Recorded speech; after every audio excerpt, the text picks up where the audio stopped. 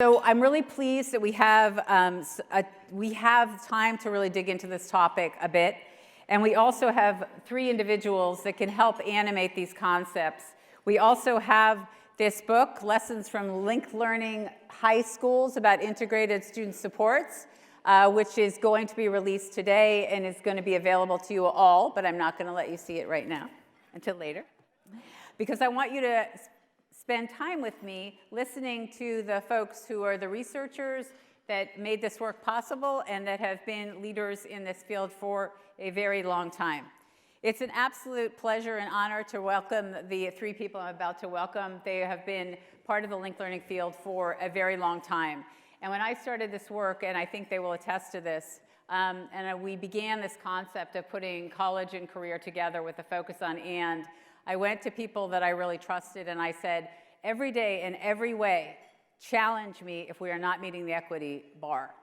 And these are 3 people that actually made that happen. So I'm thrilled to introduce Jorge Ruiz de Velasco, the Deputy Director of the John Gardner Center at Stanford Graduate School of Education. Woo!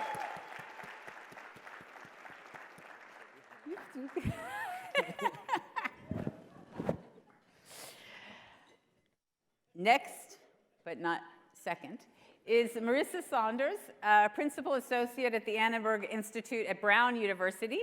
Woo!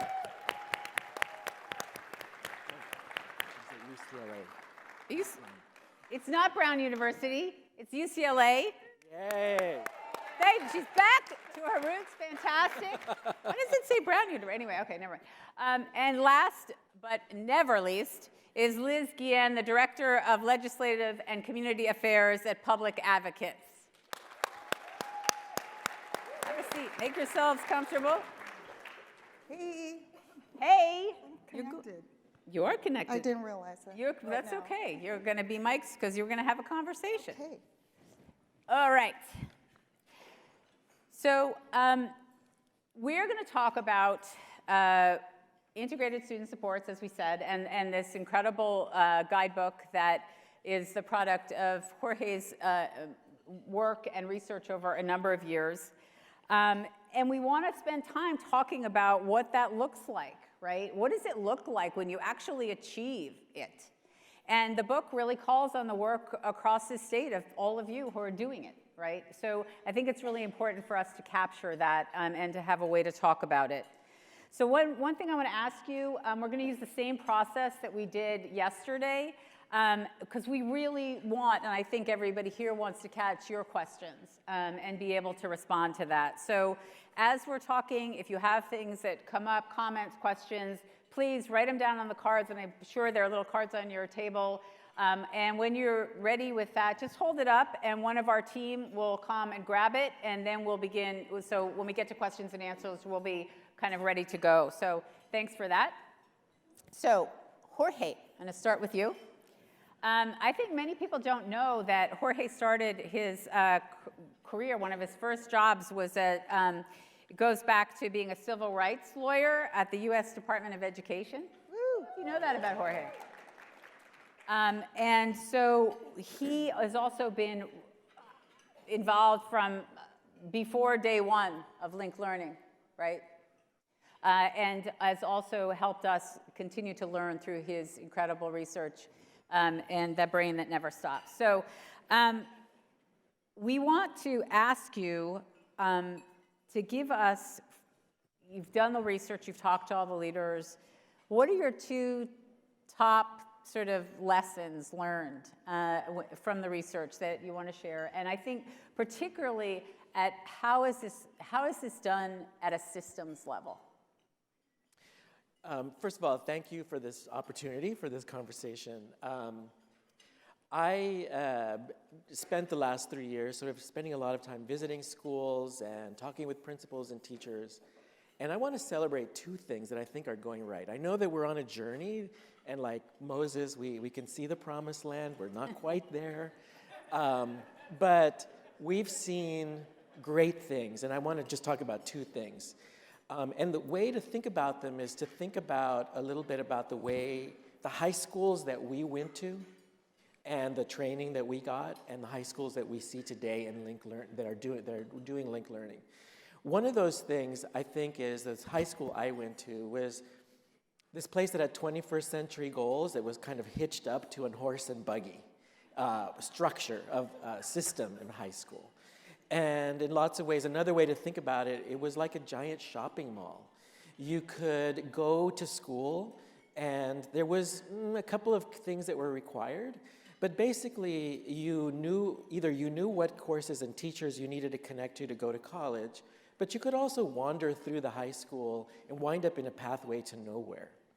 And I think that this exacerbated inequality in the schools that I went to and that many of us went to, because what happened was inequality was masquerading as choice for students when we weren't giving them real good options.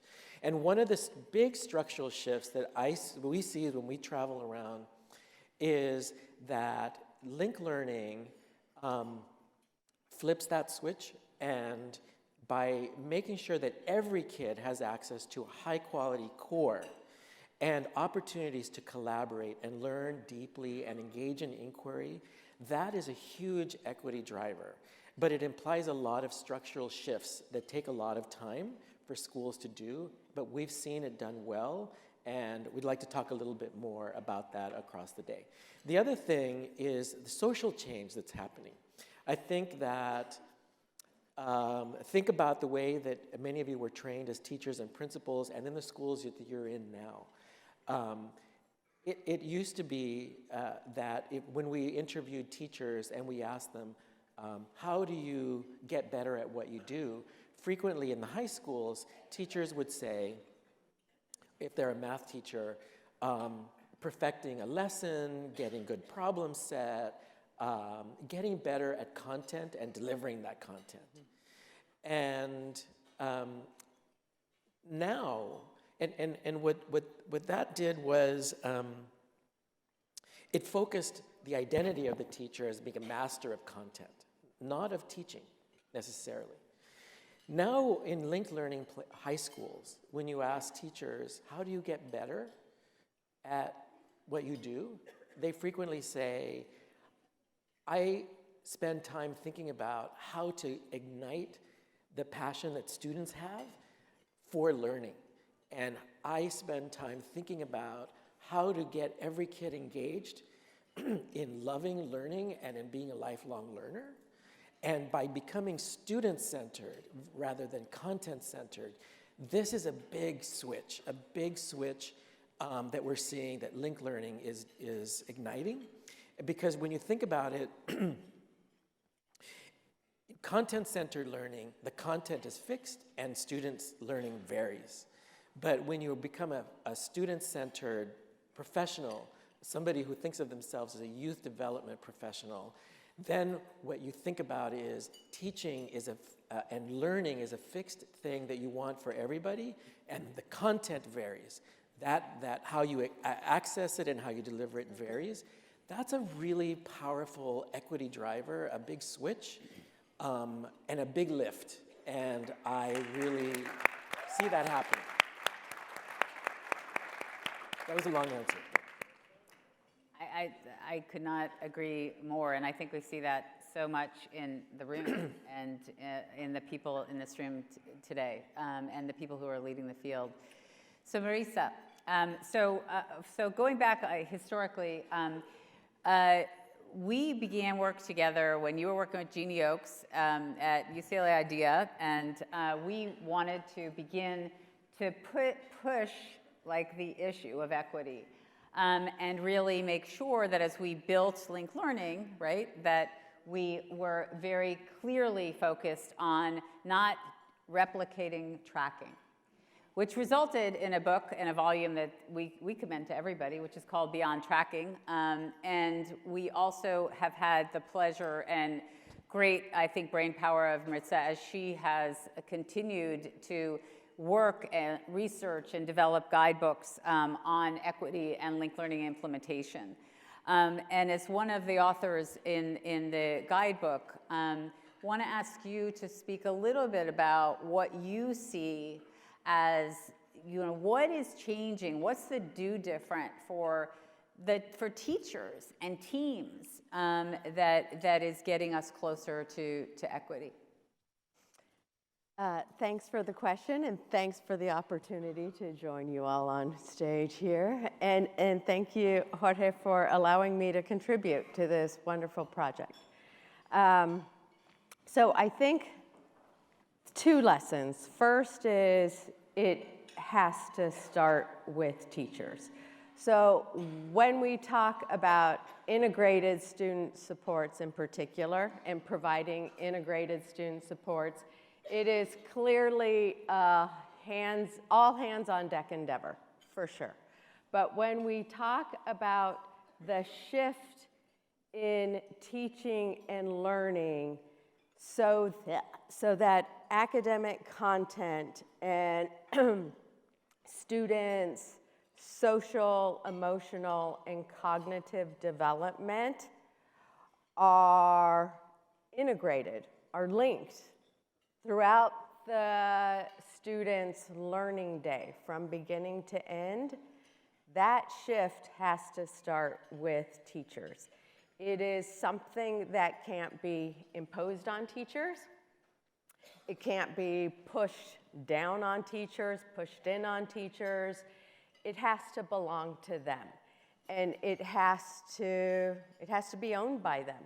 And teacher ownership is developed through opportunities for teachers to conceptualize, to design, to identify, and to implement the changes that they want to see. And in the particular chapter that I wrote, I had the good fortune of focusing on the work of LAUSD and the Link Learning Office. And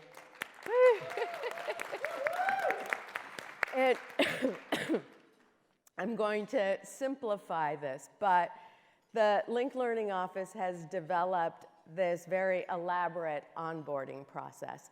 And through this onboarding process, they identify which schools will join this cohort of new Link Learning schools. And there's a readiness rubric. There are a lot of hoops schools have to jump through.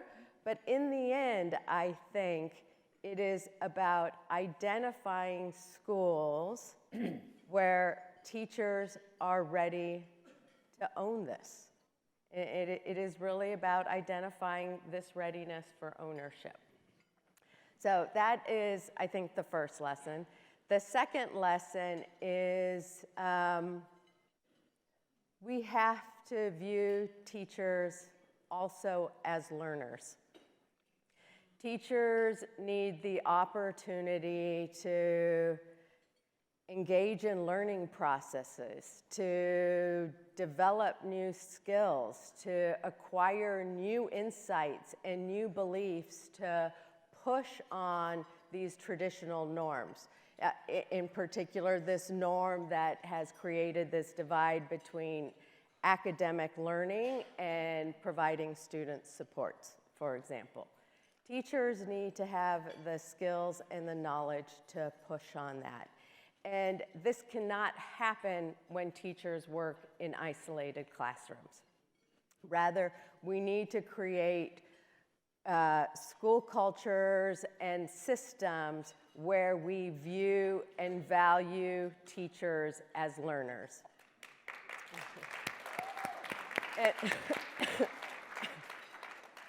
And again, going back to the example in Los Angeles, I think the Link Learning Office there is not only providing learning supports to schools, providing coaching, providing coordinators, providing these incredible professional learning opportunities, but the district itself sees this learning is 2 ways, and what is going on at this school site is also trickling up to the district and informing and helping to create coherency across the district and is providing a deeper understanding of what linked learning is and can be, not only across pathways, but beyond pathways. So Liz is also, just to out her, she's also on the board of directors of the Linked Learning Alliance, so we are obviously privileged to have her in that role as well. But for those of you who don't know Liz, she's one of the most respected advocates in Sacramento for equity that we know. And part of what I think is wonderful about Liz is I think early on, she recognized the potential of linked learning to be a disruptive force for equity for good. But she always has managed, which we love, to sort of go, continue to prove it to me. Continue to prove that you're worthy of my saying that you are disrupting for good. And that kind of honest, I think critical sort of sense of we have to keep our eye on the prize here is absolutely essential to this field as we move forward. And so I want you to reflect for us on, we're talking about systems, we're talking about schools and teachers, right? But you also understand the kind of partnerships, the partnerships that you see when equity's there, which is between community-based organizations and schools, but also you are one of the most thoughtful people about the policies that enable this to happen and the policies that create barriers, right? And we'd just love you to sort of reflect on what do you think we should be thinking about on both those fronts. What are important parts about those partnerships and about policies that keep us moving towards equity and being able to deliver the kind of supports young people need? Two things. First, thank you. Thanks for inviting me to be on the panel. I know I'm kind of a broken record, anybody who knows me and works with me. It's nice to be appreciated for that. But in terms of the policy, well, the first thing is a theme that I am hearing more and more at these conventions, which is nice, and that is relationships with students are really at the core of figuring out what the system needs. And I really appreciated how Jorge's research pulled out or identified what he called the opt-in service model, and how that really relies on students who already have the skill of asking for help or looking for help. Because if that's the model that you have of saying, yes, we're here, I don't know why the students don't come, then you're just reinforcing the stratification that's there. Part of the culture of learning includes knowing that you can ask for help, that's why adults are there. So yesterday I know that Californians for Justice leaders did a session around student-centered relationships and student-centered schools. And I think that they have an important message to share. Also, I was in a workshop also with, it was Long Beach at Cabrillo High School, where they talked about one of the projects was the students actually identifying for themselves what the support services at their school were. And I thought, oh, what a concept. There were probably things that students didn't even know existed. So I think the policy of somehow embedding that being responsive to students isn't just identifying their needs based on data, but based on relationships. So the second thing is to have relationships, you have to have enough adults. And to do that, you have to have the resources. So, California has one of the worst adult to student ratios in the nation. The fewest teachers, the fewest counselors, nurses, psychologists, social workers, and administrators. To disrupt that, there needs to be funding. Our system is woefully inadequately funded.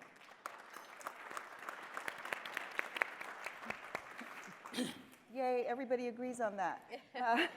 What people don't agree on is how to fix that. Governor Newsom's budget was a positive one, $63 billion for LCFF alone, and that's the highest it's ever been. So that is wonderful, but it's still inadequate.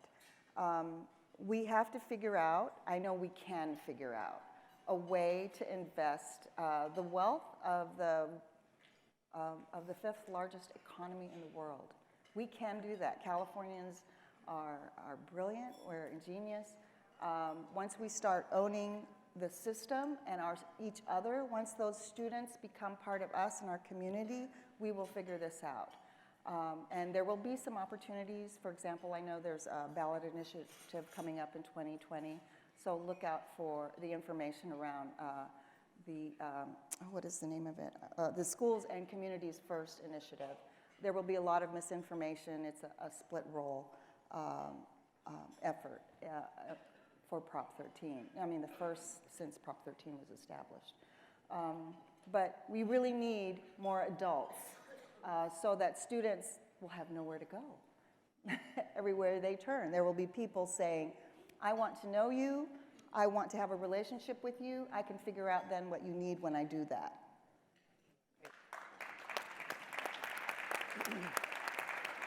So I want to be true to my word that I want to have a dialogue, because there are a lot of wonderful people in this room who probably have a lot of questions or that they want to share. So again, I think we have Don and Renita. Are there questions? Do people have cards that you want to hold up? Are there questions that you want to jot down now if you haven't yet? And any questions that you want to ask of the panel? I think you all are just so incredibly clear. And I think that, yeah, go for it, Monica. Well, thank you for your work, Monica Garcia. Yes. Unified. I'm curious, we were talking about one of the successes is that it is not mandated from the top down. Yeah. But equity for scale is just urgent and we can't wait.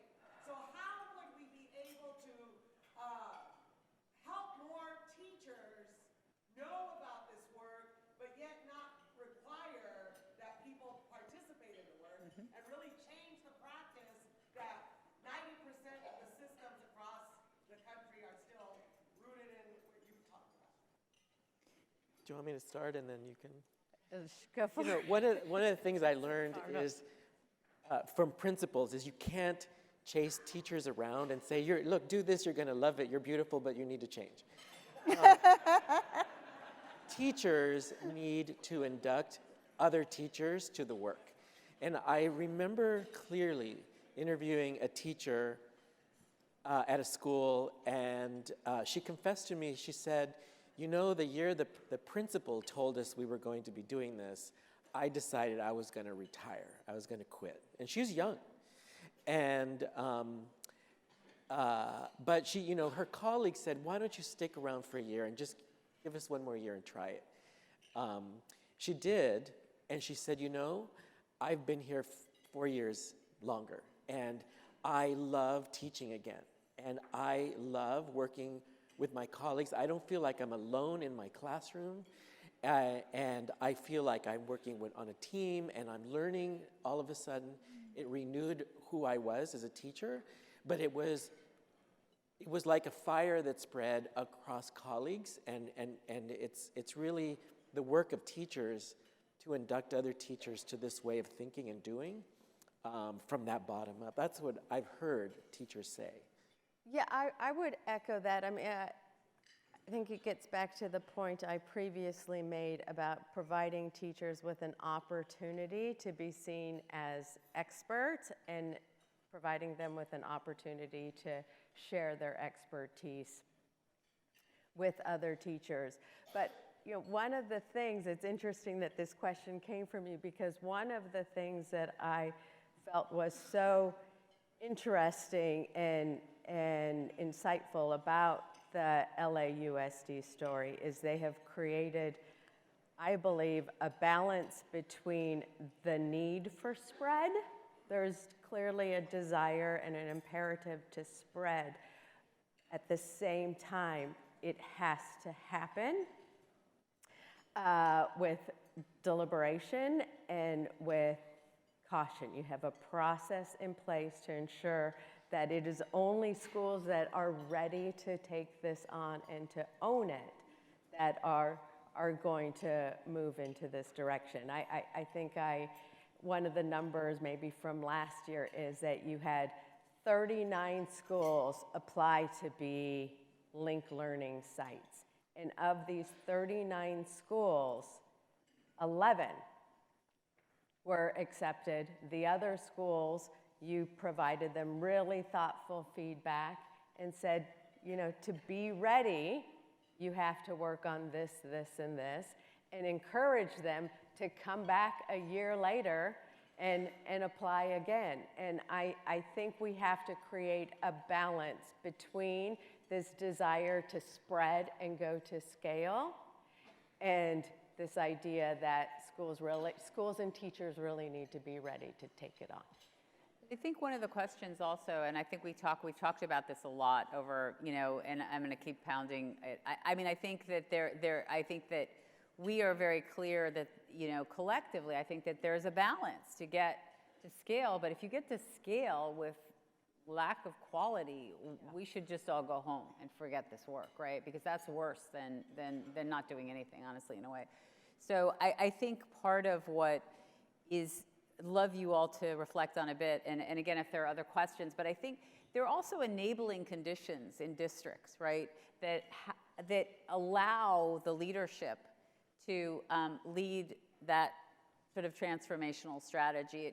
It's not just teachers alone, because they have to be in systems that embrace the work, or at least have the opportunity, right, to make that happen. So can you talk about the balance of those? Because I think they're really important, like the enabling conditions, right? And this is systemic. It's not just a pathway at a time, right?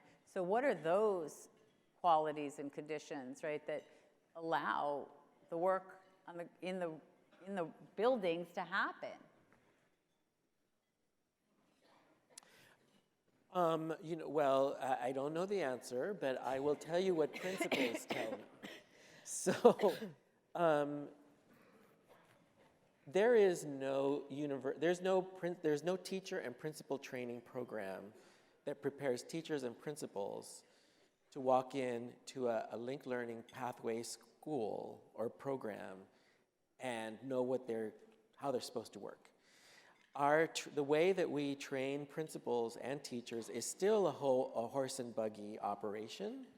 And then when they show up for their first job, they learn on the job how to do it. And I think that one real great role for something like the Alliance, or for large districts, is to provide more opportunity for principals and administrators to learn from each other about high quality implementation of this design, because they're not getting it in training programs by and large. I hope they're not people from the CSUs who beg to differ, but maybe we're on the road to that, but it's not, yeah. Yeah, absolutely. I'm Corey Martinez. I serve as the director for the CSU call and work across 8 CSUs. But happy to collaborate, happy to share with folks that indeed the CSU is committed to the work, is committed to equity, is committed to supporting teachers, counselors. Thank you. Supporting teachers, counselors, ed admin. And indeed, we have made a commitment to rethink what we're doing within our colleges of education to support issues of equity, issues of access, and help teachers rethink what does it mean to teach from a student perspective or student-centered perspective. Using the 4 principles, so we have realigned our courses or seminars to really provide those opportunities for professional learning, Marisa, that you're discussing. Great, thank you. Do we have Don, Renita, are there other questions? Yeah, we have a couple of questions here, and this actually follows up on what Jorge was just talking about. What is the first step in bringing a new teacher on board to the linked learning work? You just talked about administrators. Can we talk a little bit about teachers and bringing them on board? That's the way LA does it. So I discussed the onboarding process, but really, if we're talking about how we bring in individual teachers, I think it goes back to this idea of providing learning spaces within the school environment that provides teachers with an opportunity to learn from their peers, to acquire the new skills, to acquire the new insights and the new beliefs that will allow them to really question traditional models and to push back on those and to see linked learning as a way of disrupting these inequities. So I think it starts with providing learning spaces for teachers at school sites, and then again, creating supports from the district that enable that learning to happen. We probably have time for about 2 more questions. All right, so we have one more here that I think is really relevant to what we were talking about earlier. Besides increasing the number of adults on campus, what are some of the best practices you've studied for embedded student supports? Well, yeah, for something right before student supports for what? What are some of the best practices you've studied for embedding student supports? Oh, embedding them. One of the things that I found really exciting is I've both listened to sessions and visited schools is high schools, big high schools are like big bureaucracies. So teachers do their thing. Often there are like 5 or 6 partner organizations, community-based organizations that are doing tutoring, and they're doing college visits and working on restorative practices. And they each are doing their own things in a big beehive. In linked learning, though, because there's this idea of having common learning goals that are shared by everyone, I think when you see really the fire take off is when those community-based organizations that are doing tutoring are part of the professional development that teachers get around the Common Core in mathematics if they're tutoring in math. And when you have employers on campus, you induct the employers to understand that they're not just providing jobs, they are another set of teachers for students. And so it's not just that the employers and the community-based organizations and the family are pushing in, but that linked learning provides a way for teachers and principals to invite those adults to be part of the common collaborative, and that's really a powerful thing. But it has to, it takes a lot for school leaders to rethink how you organize schools so that you can have a lot of partners on campus that are all pulling in the same direction and understand your SOLs. So Liz, if you want to, we're going to maybe do this as a final word, because I think we want to also spend time today celebrating the people that are doing all of the things that we're talking about, right? So last word on the I just want to put in a plug for a policy change that the state has been going through, and that's our new system of support under the local control funding formula within the context of the local control accountability plan development. One of the big ideas there is that there be there be so many measures, multiple measures, as opposed to 1, 2 tests and punishing, but that there be this continuous improvement. And I know that that's a theme in your research, Jorge. But the continuous improvement piece is still being developed, and people are learning how best to do that within the state systems. And I think linked learning has a real opportunity to demonstrate how adults are collaborating to identify student needs as opposed to working in silos. And I know that the unsiloing of the way districts work has been one of the challenges of having LCFF work properly. So I would just say really push on the way you do things, because frankly, that's the California way, and it needs to be spread. Thank you. Good final thoughts. Can I say one more thing that I've Sure. been thinking about? Okay. So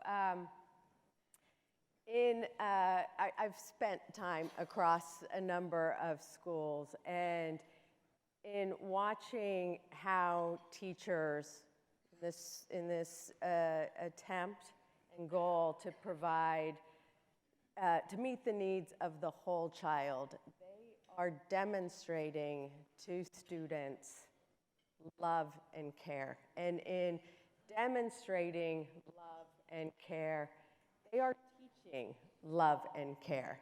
And what is happening is we are graduating students, I think, who have the capacity to develop relationships, to care for another, to care about their community. And I think that should be a learning goal and an outcome for all of our students. It's critical.